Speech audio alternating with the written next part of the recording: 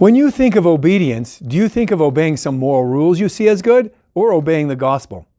Mormons talk about obedience to the laws and ordinances of the gospel. That means they see the gospel as God's system of rules He wants them to focus on and strive to obey. That makes law and gospel the same thing to them. But law is the opposite of the gospel, and the Apostle Paul says you obey one or the other. You can't do both. Paul mentions obedience to the gospel. Have you noticed that?